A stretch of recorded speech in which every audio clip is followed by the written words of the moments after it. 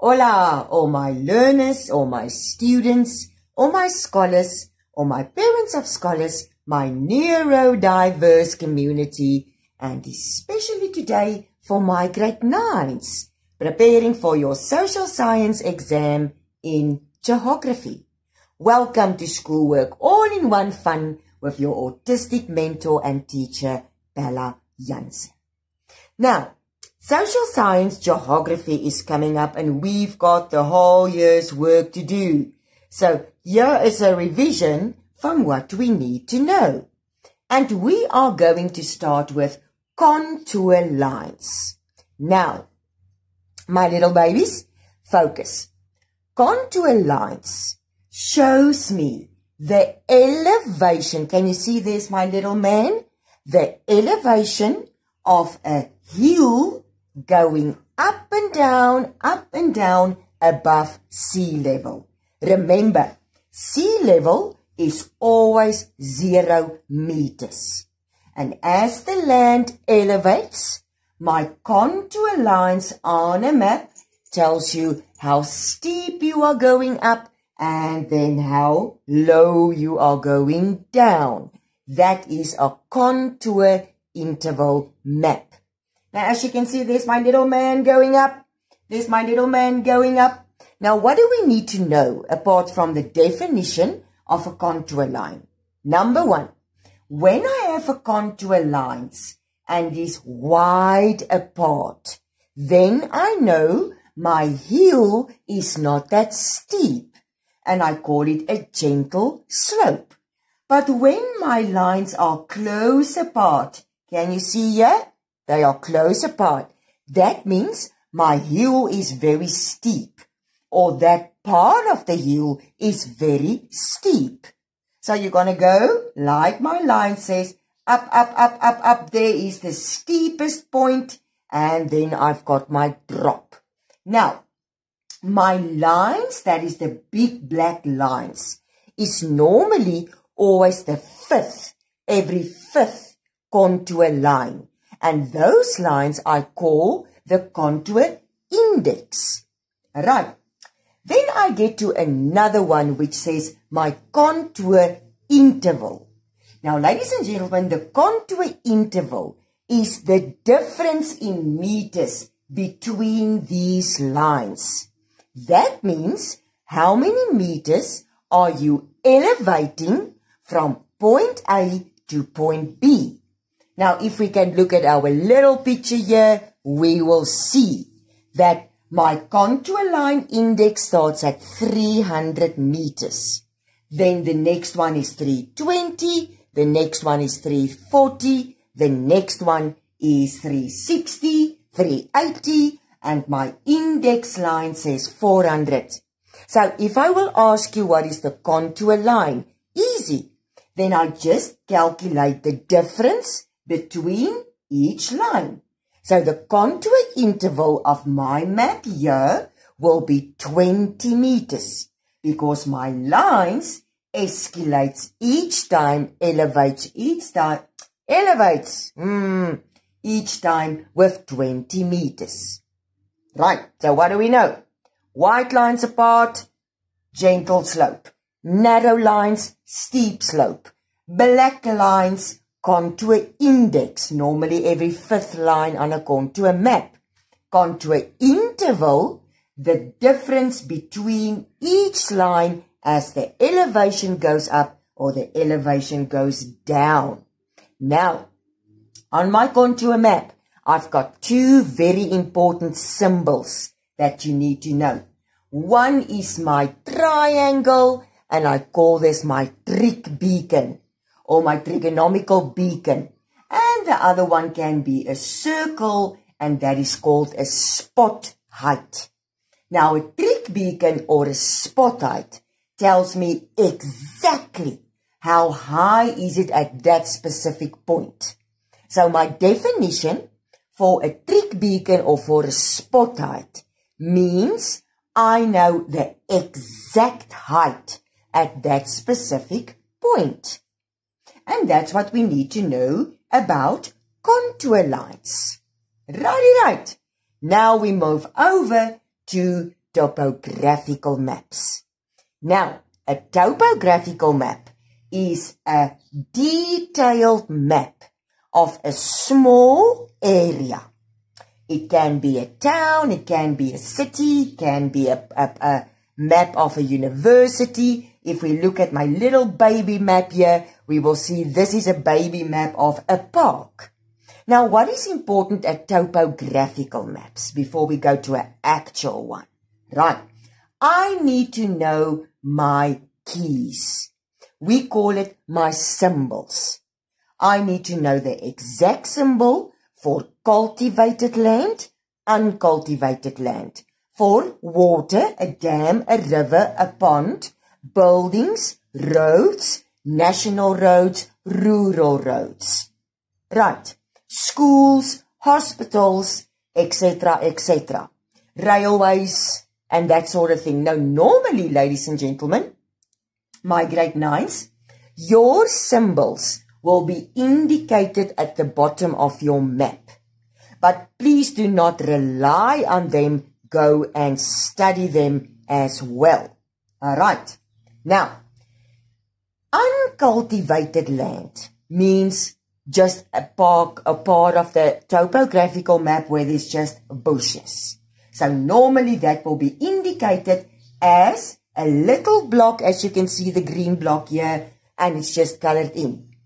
Cultivated land means that we will see that that part of the area is farms. Now this is a topographical map of the Lagos University campus.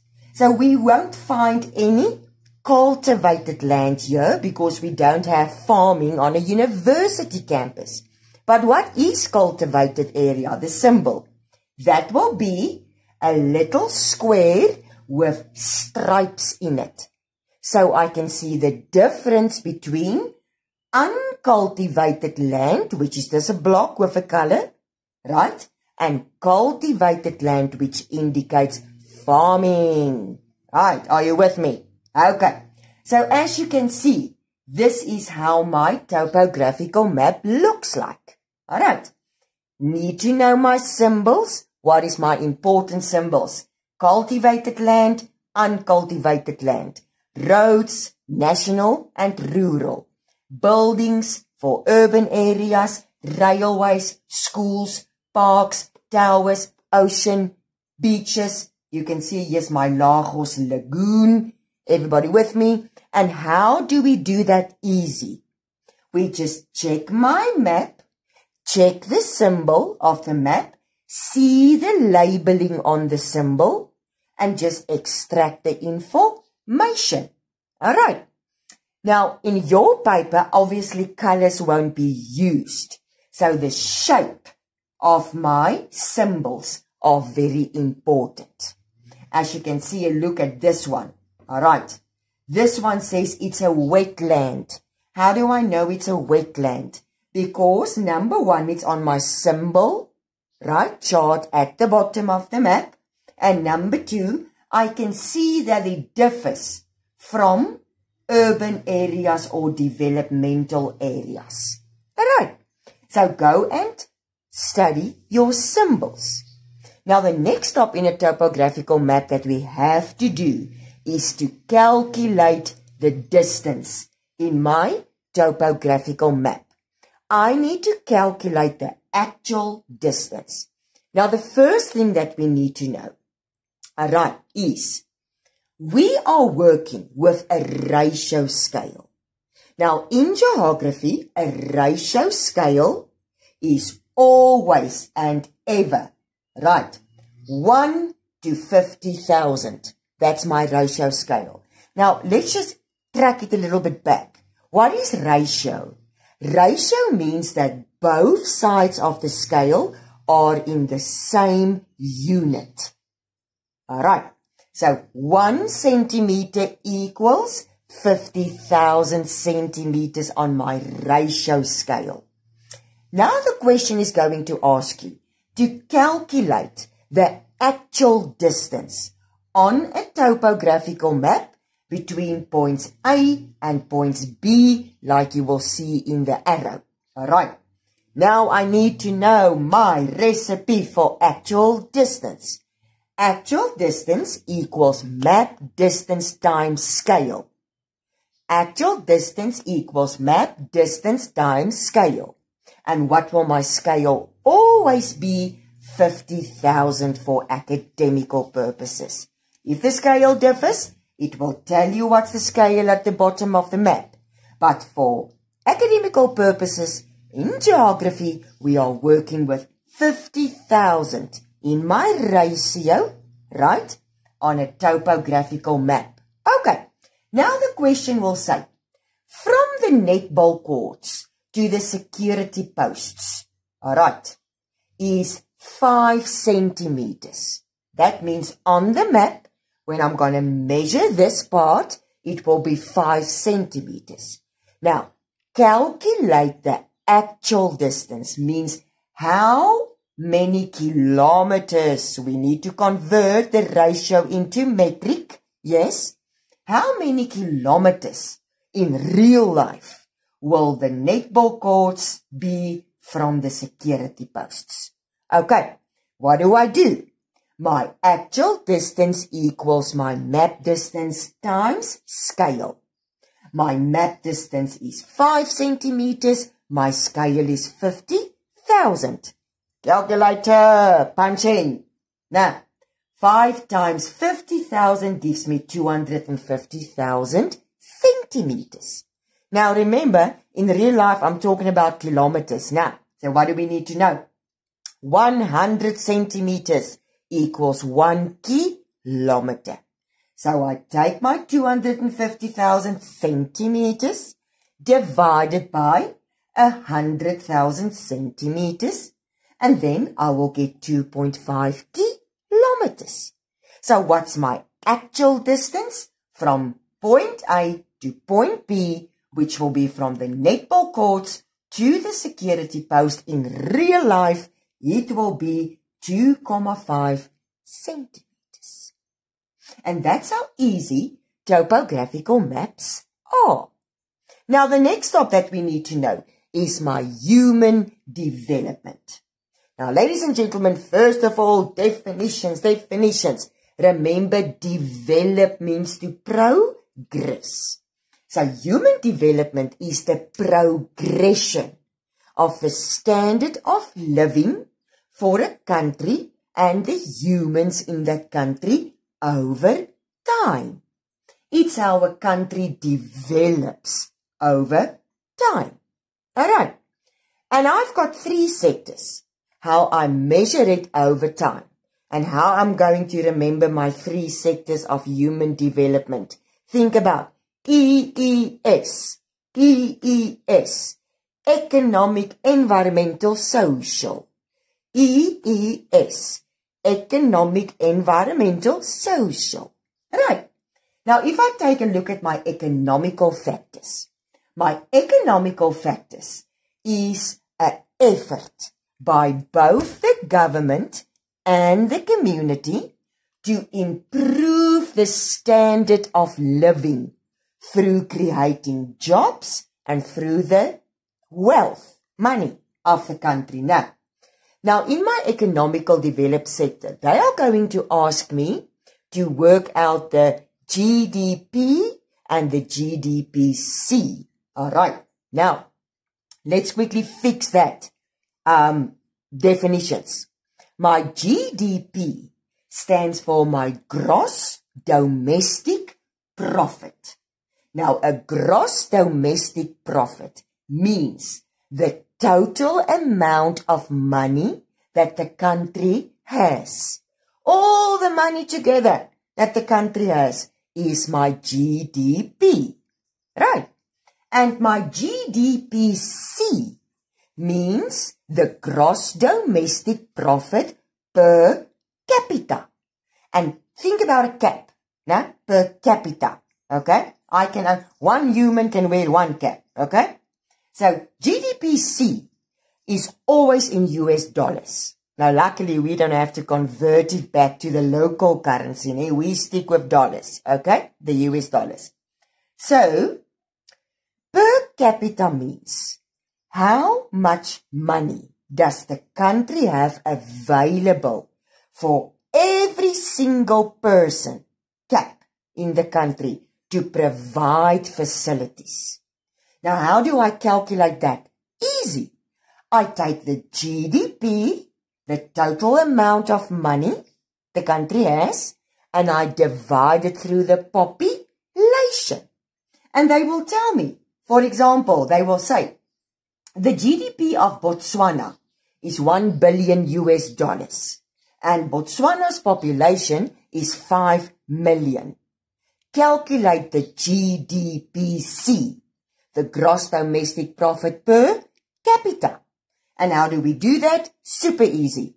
We take my 1 billion, let's just see again, 1 million, 3 zeros. Now, am I correct? That's 1,000. Now, 1 million, 6 zeros. 1 billion, 9 zeros. 1 trillion, 12 zeros. And I pack it in numbers of 3. Alright. So, I take my 1 billion, 1, 3, 3, 3 to create 9. And I divide it through my population, which is 5 million, 5, 3, 3. 6 zeros. Yes? And now I get $200. So my GDPC for Botswana in this example will be $200, which means the country has $200 available for each person to provide facilities. Alright, and this is how we measure economical development of a country. The higher the GDPC, obviously the more economical developed the country is.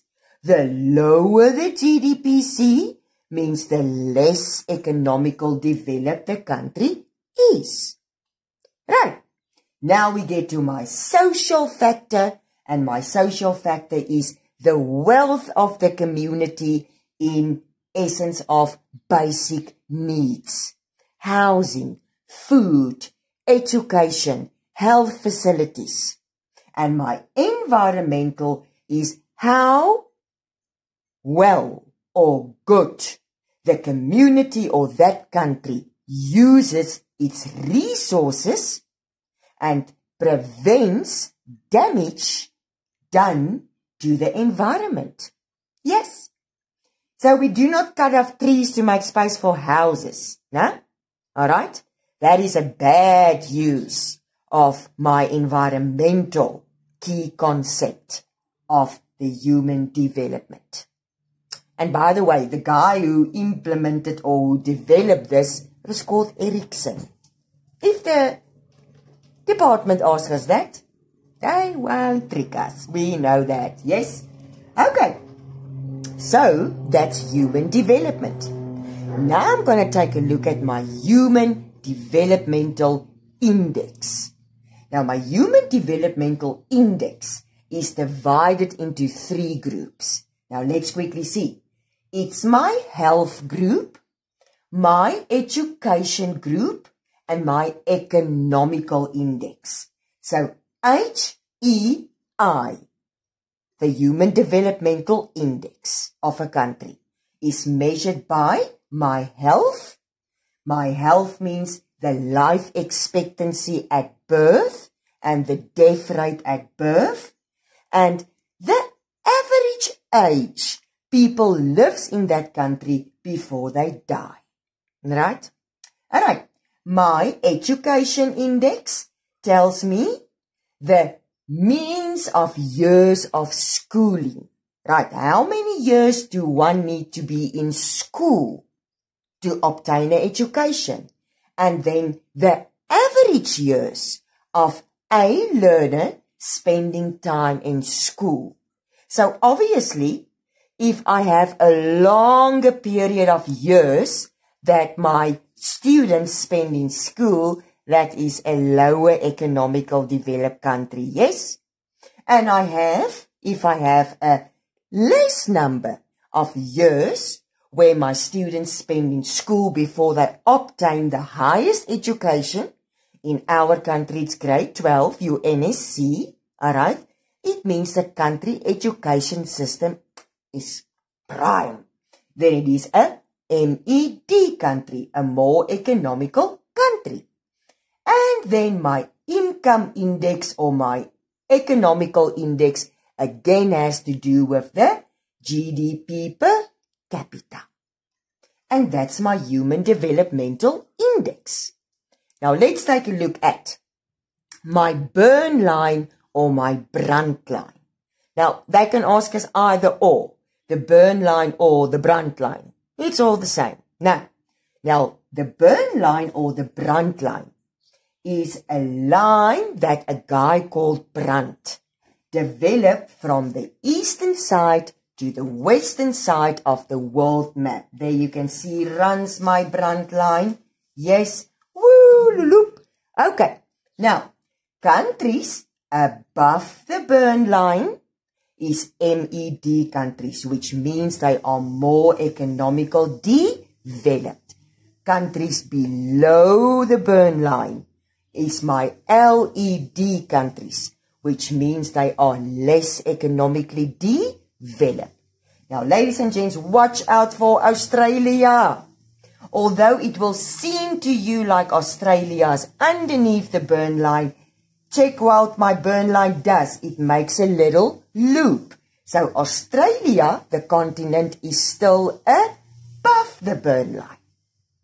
And remember, this burn line can shift up and down as countries developed or as countries such as, can you see, most of Africa stays underdeveloped. And that's what we need to know about my burn line or my Brunt line. Now, the trade sectors.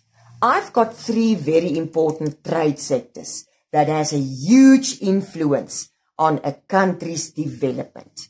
And that is called my primary trade sector.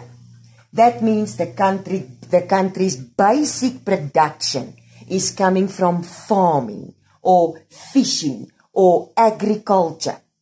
My secondary sector, my secondary trade sector means now I'm little more developed. I'm not only relying on farming or agriculture, I also export goods such as industrial goods, mining, construction. It means I produce something that I can export.